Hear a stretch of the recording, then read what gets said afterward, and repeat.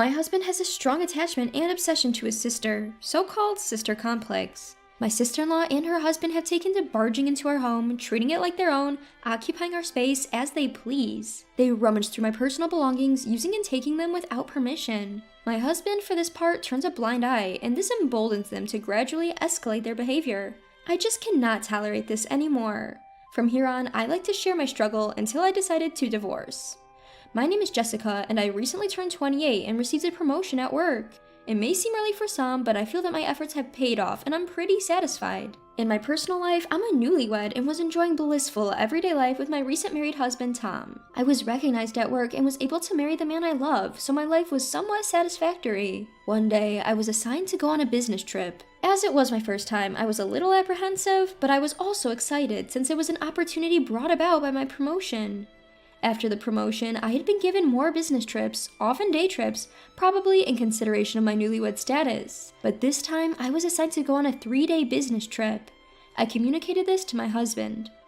"Oh, that's harsh on a newlywed, huh? Well, I'll call Sarah over," he said. Sarah is Tom's younger sister. She is married, but Tom still dotes on her in a way that's somewhat creepy. What do you mean? Why is Sarah coming over? I asked. "Well, it would be tough for me alone, and Sarah's good at house chores. I thought if she helps out, we can manage while you're gone. So go on your business trip without worrying. Oh, and don't forget to bring back souvenirs." No, you should be able to do some house chores too, I thought, but couldn't say it. Personally, I wanted to avoid having Sarah over at our house. She's a person without common sense who would come over frequently, even after getting married, and behave as if our home were her own. And she would suddenly appear without informing me, which would put me in a bind. However, it seems she's been communicating with Tom often. One day, Sarah and her husband showed up at our place unannounced. I was hoping at least Sarah's husband would be a sensible person, but my wish was not granted. Sarah's husband also lacks common sense, and both of them were incredibly selfish. "Hey there, are you preparing dinner? I'm starving. Make sure to prepare my share too," he said. What's more complicated is, Tom seems to dislike Sarah's husband. Apparently, he harbors some animosity towards him for marrying his beloved sister. Also, Sarah's husband seems to have a gambling problem, spending his weekdays after work and weekends from morning at the local casinos. "What the hell? You're here too. I didn't invite you." "You're a bit cold to me, huh? Well, I don't care. I'm just here to eat for free," he responded in front of me. They think only about themselves. My husband keeps grinning at Sarah, which I find absolutely crazy. Moreover, it seems Tom lets Sarah into our house even when I'm not around. As soon as I come home, she'd be relaxing like it's her own home and say, "Hey Jessica, I'm hungry," as if it's a habit. Despite noticing my frustration, my sister-in-law Sarah often takes and uses my belongings without my permission. She uses my cosmetics freely, and when they run out, she says, "Hey sis, this one's all gone. Buy me a new one, will ya?" Who do you think you are, using my stuff and asking me to buy more? I can't possibly say. My husband, Tom, doesn't understand my complaint, saying, "She's just happy to have a sister now and wants to share things with you. Aren't you happy to have a sister too?" It's baffling, and he won't take my concerns seriously. With Sarah planning to come over while I'm on a business trip, who knows what she'll get up to? I've gotta find a way to stop this. I say, "Sarah, you're also married and must have housework to do. Could you manage without being here for 3 days? I'll prepare meals for those days." But Tom responds, No, she's happy to come. Her husband is always out gambling. She's lonely. Are you jealous or something? We're very close siblings. We help each other in times of need. Just go on your business trip and don't worry." Inside, I'm screaming, "I'm not jealous, I just don't want Sarah in my house." But all I can say out loud is that so? Without another word, I go on my business trip. What will happen to my belongings? I'm afraid this house will be taken over. Returning home after my 3-day business trip filled with anxiety, I find Sarah lounging around. Despite promising to take care of the house, it's in disaster and daily necessities aren't replenished. "Welcome back, thanks for your help with everything. You can go home now," I say, trying to be polite but firm. Sarah says, "What? I'm staying over. We're having my favorite for dinner tonight." "What? What do you mean?" I ask. Sarah and I decided to order sushi tonight." "What?" I was flabbergasted at my husband, who seemed so happy as he told me this. We always decide what to eat together on the day I return from business trips. Then I realized Tom hasn't contacted me at all during this trip. I try to talk to Tom about this privately.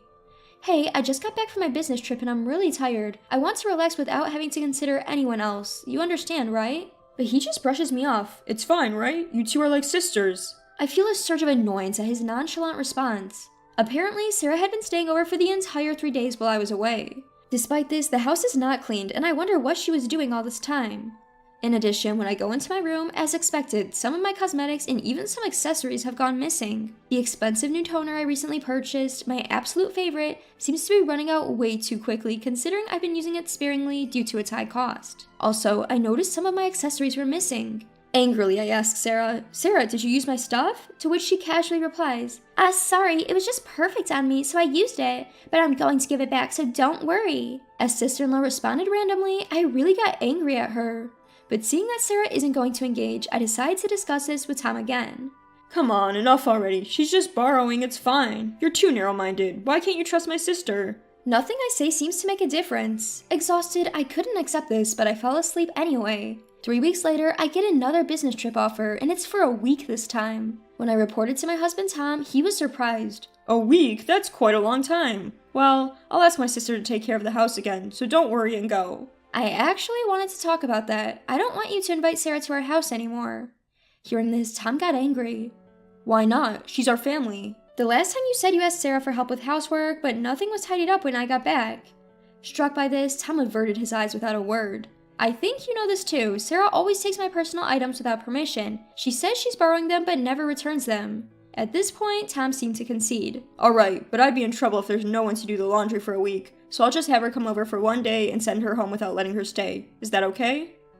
Well, why don't you do the laundry? I've never done it before. I have no idea how to do it. I'll teach you that much. No, I'll just have her come for one day. Tom stubbornly refused to do housework. Or maybe he just wanted to invite his sister. Tired of this, I finally said, "Alright, do as you please. But make sure she doesn't stay over." I stressed this point to Tom, but I didn't trust him at all. Sure enough, when I got home a week later, Sarah was there. She was lounging on her living room sofa as if it were her own, with no signs of having done any housework. Hey, what's all this about? Well, there were more chores than I expected. I asked Sarah to stay over yesterday and today because it was too much for her. I thought to myself I knew it. What do you mean? You promised it would be just one day. Hey, don't be so scared. She's your sister-in-law. Besides, you're the one who leaves the house for business trips. You should be grateful she's helping out. What? You understand what business trips mean, right? It's not like I'm going out to have fun. You always make up excuses like that. Without paying any attention to what I said, Tom continued. And apparently Sarah is divorced. She also seems to have lost her job. There'll be times when you can't do the housework because of your business trips, right? She said she's okay with it, so I thought we could let her live with us. What? What are you talking about? Why are you making decisions without consulting me? As I've said, you can do the housework. It's not every day. This isn't just your house. Come on, we should help each other out in times of trouble. You must feel sorry for her too. What are you thinking? Breaking our promise and deciding something like that on your own? I can't trust you. How cruel to say such a thing to your husband. It's just for a while. Sarah also says she'll find a place to live and a job as soon as possible. We have an extra room anyway. Besides, Sarah has already given up her apartment. She doesn't want to live in the house she shared with that guy. Incredibly, my sister-in-law Sarah had divorced and become single and had started to say that she wanted to live with us. How dare you make decisions without consulting me? This is the last straw. You're so inconsiderate. What do you think of this family, huh? If you're going to be like this, then do whatever you want. I gripped my suitcase that I had just brought back from a business trip and immediately stormed out of the house. Leaving the house was the easy part, but with nowhere in mind, I wound up in an internet cafe. After a short break, I started to calm down. At that moment, my husband Tom contacted me. Come on, Jess, you don't need to get this worked up. My sister is in trouble. I can't just ignore her. Now that you've cooled down a bit, think about it. She's offering to help with housework. It's not a bad deal, right? Do you remember the promises we made? Plus, I can't trust your sister Sarah. To be frank, I can't stand her. What the hell are you saying? If you're so against living with her, why don't you leave? Is that really okay with you? Fine, I'll do it. I don't mind at all, but don't come crying to me if you regret it. Tom hung up the phone angrily. After the call, I could feel my feelings for Tom rapidly cooling. Enough! I've had enough of that man. He's caused me so much pain and now he's kicking me out, but I'll make sure he regrets it. After that, I devised a plan and began to gather the necessary supplies. And right after I initiated the operation, as expected, I received a call from Tom. Just listen to me. This morning, out of nowhere, John showed up at our place. It seems like Tom was panicking because his sentences were all over the place. Ah, your brother is here. John, my brother who is great at house chores, was deliberately invited by me to come to the house. I also talked to Tom's parents and had Sarah sent back to their place. Since Sarah has gone back to her parents' house, now it's just Tom and my brother in the house. Tom was flustered and said, "This is so weird. Why did you call him over without my permission?" I thought it might be tough without me, so I called him. John is good at housework, so I thought it might be helpful for you, Tom. It's difficult for me when someone suddenly comes over and starts doing chores. I have to be on my best behavior in my own house. Why? Sarah was doing the exact same thing to me. At least you could have told me beforehand. You would have refused if I did. Plus, I was never told beforehand when Sarah was coming over. Tom fell silent, looking guilty. How selfish can you be, expecting everything to be fine for you and not for me when I do the same? Having experienced the same thing he'd been doing to me, he seemed to finally realize his mistake and couldn't respond. But this was far from over. The real revenge was just starting. So that's the situation. You can ask John about the housework stuff. Bye! I hung up the phone before Tom could respond. He kept calling persistently, but I ignored all his calls. The next day, as planned, I asked my brother to help kickstart the second act of my revenge. As expected, my husband called right away. Jessica, I need your help. His voice was on the brink of tears as he pleaded with me. What's wrong? Did something happen? I asked with faux innocence. Wrong? Everything's wrong. Your brother's using my stuff without asking. From my suits to my bags, even the new accessories I just bought. I haven't even used them yet. Well, you said it was okay for your sister to do the same, didn't you? Remember when I complained? You said, she's your sister, lend it to her. Don't be so stingy. Really, your selfishness is astonishing. He fell silent, unable to argue back. I've also reported this to your parents. I bet your sister is getting an earful from them right now. Well, she got what she deserved. The only consolation was that my in-laws were reasonable. You dragged my parents into this, how dare you? Well, you're the one who wouldn't listen to me. My husband was flustered, never imagining I would go as far as to involve his own parents. I'd even asked them not to contact him for a while, and they'd agreed. A few hours later, I returned home with my in-laws and sister-in-law. Upon entering, my husband immediately started complaining to me. You're finally back. It's been tough because of you. Instead of showing remorse, he directed his anger at me. Ignoring him, I gathered everyone in the living room and showed them a video. As soon as my husband and sister-in-law saw it, they were speechless. What the hell is this? Why? In the video, you could see both of them. It's not surprising they were shocked. The video was from a hidden camera I had installed before I left for my business trip. I had secretly recorded their misdeeds.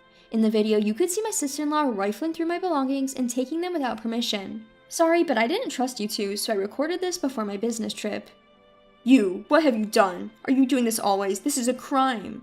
My father-in-law exploded in rage after seeing the video. Can't you even distinguish between right and wrong at your age? Shame on you. Even my mother-in-law was fuming, her face turning red and on the brink of tears. And with that, my revenge ended. I thrust the divorce papers at my husband right there.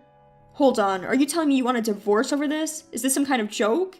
Do you think this is a joke? Do you realize how much this little thing, as you call it, has caused me distress? You never listen when I try to talk about it and always put Sarah first. Moreover, she never returned the things that she took from me without asking. I never gave her a permission. It's the same as theft. I could even sue her. Now, hurry up and sign. He was shaking, and my in-laws silently watched the situation unfold. Eventually, he signed, seeming to resign himself to the situation. Once I got the papers, I immediately started packing. Seeing me pack, my husband tried to stop me. Wait, Jessica, if you leave, I won't be able to afford the rent for this place. As Tom said, the apartment we're living in now is well located and rather pricey. He couldn't possibly afford it on his salary alone. The look on my in-laws' faces was pitiful as they observed their son, but I no longer had any sympathy for him, so I didn't care about that. I don't care anymore, you're a stranger to me now. Why don't you sort it out yourself? You've got your beloved sister after all. You two can find somewhere to live within your means. I left the house and went straight to submit the divorce papers. I moved into an apartment near my workplace. I had a barrage of calls and emails from my ex-husband, but they were a nuisance, so I blocked them all. I have no idea what he's doing or where he is now, and to be honest, I don't care. Freed from stress, I'm now enjoying my single life.